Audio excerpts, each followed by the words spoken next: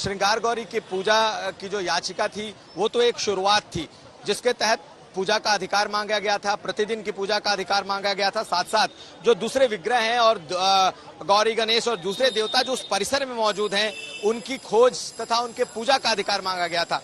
लेकिन जब पहले दिन बाहर का पूरा सर्वे श्वेता हुआ और भीतर जो परिसर है यानी ज्ञानवापी परिसर है, जिसमें मस्जिद है, जिसमें तहखाने हैं, और जब उसमें कोर्ट कमीशन नहीं जा पाया उसके बाद से ही ये हंगामा मचा है।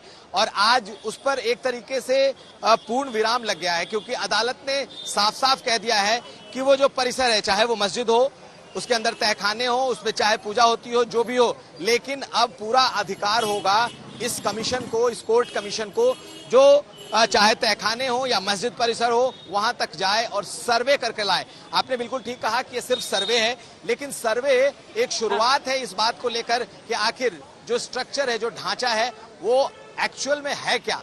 और अगर सर्वे रिपोर्ट ये आती है तो ये एक बड़ा ही निर्णायक मोड़ साबित होगा काशी विश्वनाथ मंदिर के लिए। हमारे साथ जो वकील हैं उनसे भी हम बात करेंगे कि वो क्या उन्होंने क्या सोचा है। सर, इस तरफ इधर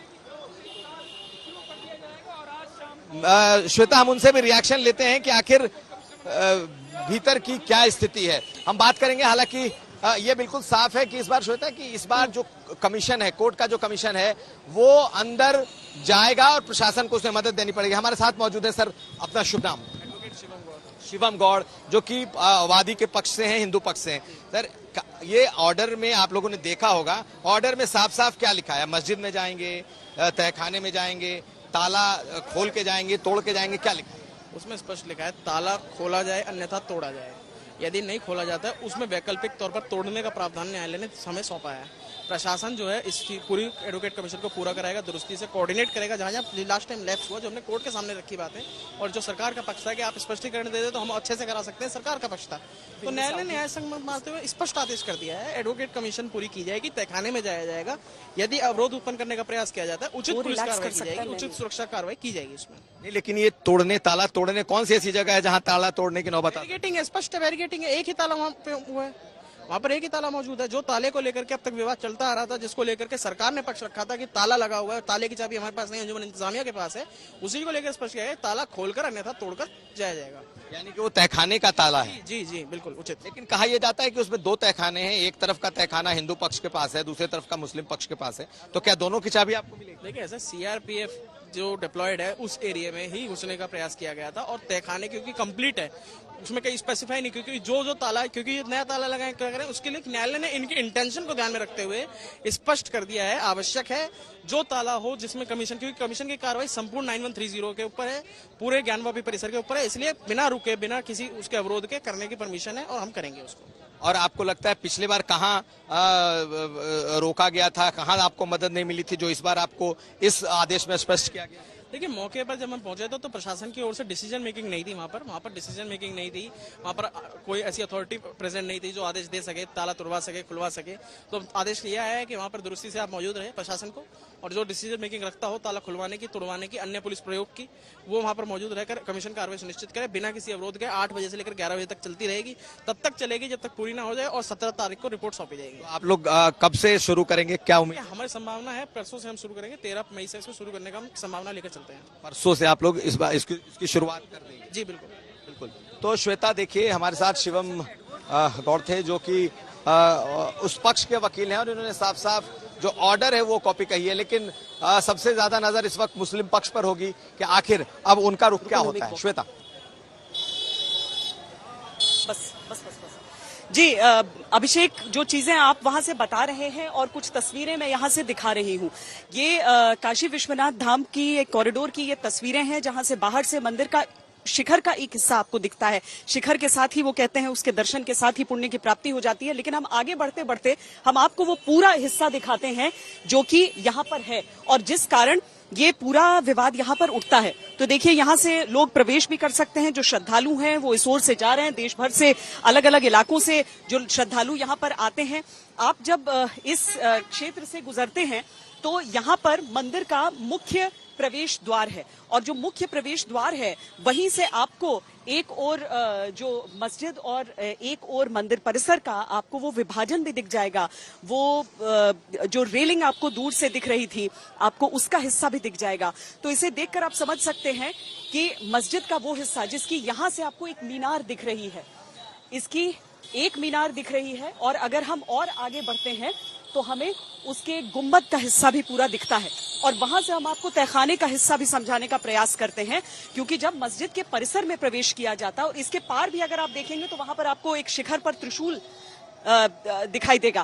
तो ये पूरा जो क्षेत्र है यहाँ छोटे छोटे मंदिर रहे, यहाँ पर काशी विश्वनाथ धाम रहा और ये देखिए इस कोने से अगर आप देखेंगे तो यहाँ पर आपको मस्जिद की मीनारों के साथ साथ वो गुंबद भी दिखेगा जिसके नीचे का जो पूरा हिस्सा है वहां तक पहुंचना चाहते हैं जो वीडियोग्राफर्स हैं।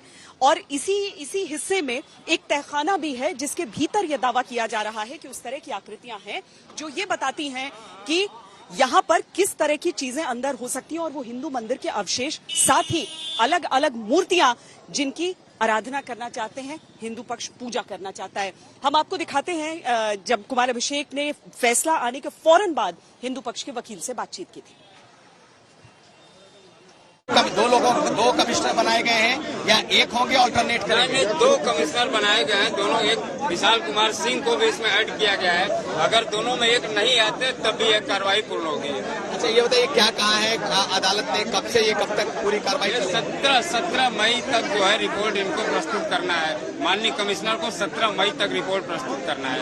टाइमिंग तय की गई है कब से कब तक ये हो? सुबह 8 बजे से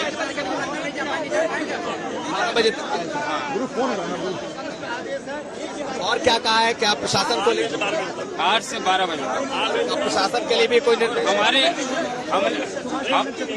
हमने जो पत्रावली लगाई थी, एक प्रार्थना पत्र लगाया था कि सारी बाधाओं को चाहे ताला तोड़ के अंदर प्रवेश कराना हो, माननीय न्यायालय ने उसको स्वीकार किया है और जो भी बाधा आएगा बैरिकेडिंग के अंदर का उसको प्रशासन जो है उसको रास्ता साफ करा। बात को लेकर के रोका गया था कि मस्जिद के भीतर नहीं जा सकते, क्या उसको खारिज कर दिया गया है और माननीय न्यायालय ने आदेश से स्पष्ट कर दिया है कि अंदर ताला खोलकर चाहे ताला तोड़कर भीतर कमीशन टीम को प्रवेश कराया जाए। बिल्कुल साफ है, तहखानों तक भी जाएंगे। बिल्कुल स्पष्ट आदेश है कि कहीं अगर कोई बाधा उत्पन्न करता है उसके खिलाफ दंडात्मक कार्रवाई की जाए। क्या कोई निर्देश प्रशासन को भी दिए गए? बिल्कुल, उत्तर प्रदेश सरकार जिला प्रशासन को सख्त निर्देश दिए गए हैं कि आप इसको जो कार्रवाई को पूर्ण करवाइए, इसमें जो भी बाधा उत्पन्न करता है उसके खिलाफ दंडात्मक कार्रवाई करने की कृपा करें। तो कब को उम्मीद कब है, कब से शुरू हो गई? अब देखिए कल से जो है जो भी एक हफ्ता 17 तक समय दिया है और माननीय कमिश्नर अधिवक्ता कमिश्नर से बात करने के बाद फिर हम लोग जो है आगे की कार्रवाई करेंगे। इसके खिलाफ लोग अपील में भी जा सकते हैं? अब जाए, उनका अपना अधिकार। अब तो माननीय अदालत ने आदेश दे ही दिया है तो कहीं भी जाए तो स्वतंत्र है। आज की कार्रवाई के बारे में बता दूं, माननीय न्यायालय ने विपक्षियों की जो आपत्ति आई थी अधिवक्ता कमिश्नर अजय मिश्रा को लेकर उसको खारिज करते हुए कमीशन की कार्रवाई को निरंतर जारी रखने का आदेश दिया है। कमीशन की रिपोर्ट 17 मई तक न्यायालय में प्रस्तुत करनी है। अजय मिश्रा के अतिरिक्त एक और कमिश्नर नियुक्त किए गए हैं। दोनों में से जैसी भी स्थिति हो, दोनों में से कोई भी कमीशन की कार्रवाई को 2 सदस्यीय कमीशन, हाँ दोनों में से नहीं होगा तो एक ही, पर दोनों में से कोई भी वो आपस में कोऑर्डिनेट कर लेंगे। दूसरी चीज, कमीशन की कार्रवाई निरंतर चलेगी शुरू होने के बाद जब तक की कार्रवाई पूरी नहीं हो जाती। रात 8 बजे से लेकर दोपहर 12 बजे तक की कार्रवाई होगी। प्रशासन को आदेश दिया है संपूर्ण ज्ञानवादी परिसर की कार्रवाई करवाई जाए, तहखाना खोला जाए, बैरिकेडिंग के अंदर प्रवेश करवाया जाए। आगे आप मुझे कुछ कहने की आवश्यकता? अच्छा, प्रशासन को लेकर के कोई आदेश? प्रशासन को सख्त निर्देश दिए गए हैं किसी भी परिस्थिति से निपटने के लिए।